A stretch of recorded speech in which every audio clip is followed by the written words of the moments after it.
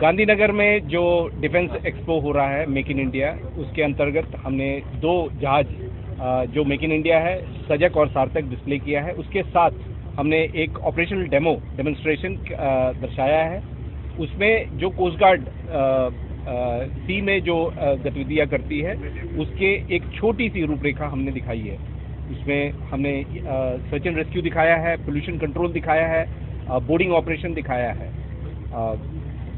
ये हमने हार्बर के अंदर एक छोटे टाइम में आप लोगों के लिए प्रस्तुत किया गया। खास करके किस प्रकार के रेस्क्यू किए गए हैं, क्या जो रेस्क्यू दिखाया गया है, जो जहाज के सी बोट हैं, फास्ट सी बोट होते हैं, उससे रेस्क्यू ऑपरेशन दिखाया गया। कंट्रोल कभी इन्फॉर्म्ड होता है, कभी सरप्राइज वाला होता है। उसके लिए हमारे जो डॉनियर एयरक्राफ्ट है सर्वेलेंस में पूरे EEZ एक्सक्लूसिव इकोनॉमिक जोन में सर्वेलेंस करती रहती है। उसमें जब भी हमें कोई ऐसा पदार्थ दिखाई देता है जिससे हमें पता चलता है कि प्रदूषण हो सकता है और हमारे जो मरीन लाइफ है उसके लिए थ्रेट हो सकता है, तो हम लोग अपना पोल्यूशन एक्टिविटी शुरू कर देते हैं। उसको अगर छोड़ दिया जाए तो आपकी जो तटीय एरिया है वहाँ का जो फ्लोरा एंड फौना है उसको इफेक्ट किया जा सकता है। इसलिए चैलेंजिंग एक तरीके से वो भी चैलेंजिंग था। मेरा नाम कृष्ण कुमार उत्तम सहायक इंजीनियर है। मैं इस जहाज का इंजीनियरिंग इक्विपमेंट का सबऑर्डिनेट ऑफिसर इंचार्ज हूँ। इस जहाज की इंजीनियरिंग मशीनरी एवं इक्विपमेंट का जिम्मेदार हूँ। इस जहाज की इंजीनियरिंग मशीनरी को 3 भागों में विभाजित किया गया है। पहला मैन इंजन रूम कंपार्टमेंट, दूसरा ऑक्सिलरी मशीनरी कंपार्टमेंट, तीसरा आउटपुट मशीनरी कंपार्टमेंट। हम हमारे जहाज में स्ट्रिक्ट प्रिवेंटिव मेंटेनेंस का पालन करते हैं। इस जहाज में 2 मैन इंजन फिटेड हैं जिसकी प्रत्येक की कैपेसिटी 9100 किलोवाट है। इस जहाज के गियरबॉक्स इंडियन मेक्स हैं जो कि मेक इन इंडिया के संकल्प को दर्शाते हैं। इस जहाज के 4 मैन डीजल अल्टरनेटर हैं जिसकी प्रत्येक की कैपेसिटी 450 किलोवाट है। Thank you. Deputy Commandant Pranav Fenuli. I am the gunnery officer of the ship.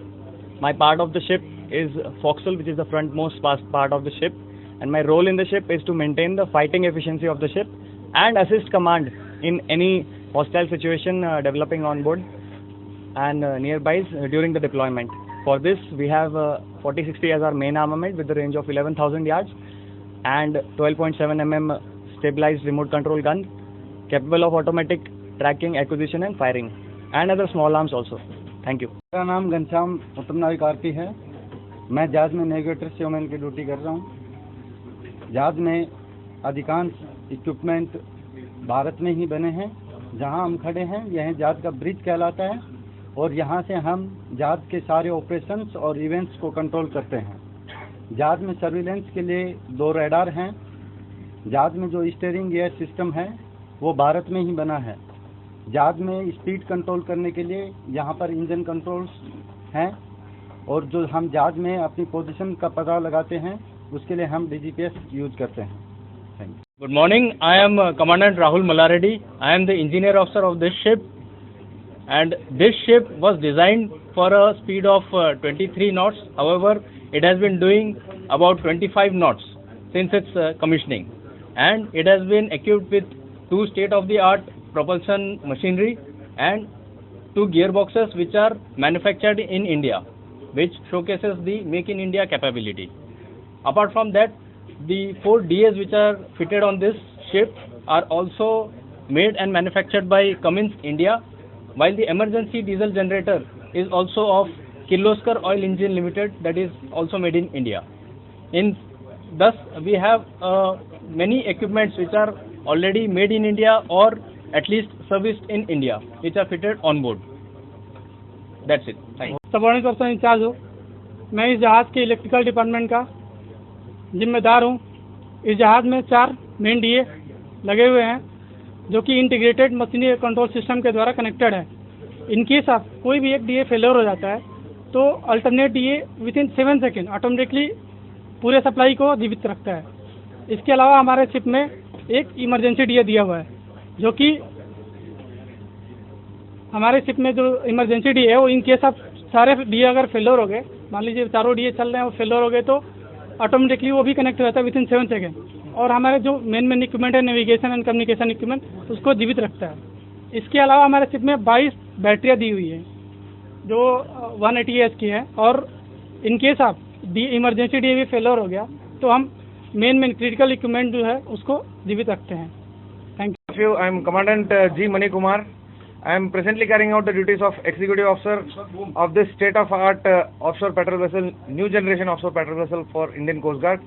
This is 100% designed indigenously and manufactured by Goa Shipyard Limited as the third in series of 5 new generation offshore patrol vessels. This ship is fitted with state-of-art communication, propulsion, power generation and navigational equipments, and this is one of the most sophisticated platforms available with any Coast Guard, not only of Indian Coast Guard, with Coast Guard of other developed countries also. And for the last 1.5 years since commissioning, this ship has faced all the challenges and kept up the maritime security of the country. Any other maritime nation will be definitely proud to have such a state-of-art vessel in their inventory. Thank you very much. I am DIG SR Patil, Commanding Officer, Indian Coast Guard ship Sajak. Sajak is 105 meters advanced OPV, offshore patrol vessel, which is capable of carrying twin-engine helicopters for its operation.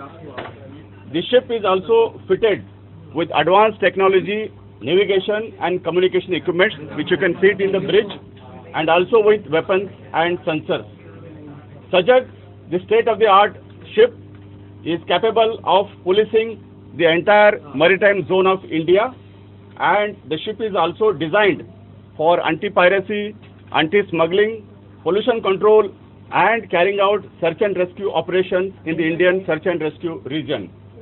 For your information, this ship is completely built and manufactured in India, that is Goa Shipyard, and the ship was commissioned by Sri Ajit Doval, Kirti Chakra, National Security Advisor, on 29th May 2021. Other details regarding the ship will be subsequently given by my colleagues and my departmental officers and in charges. Thank you.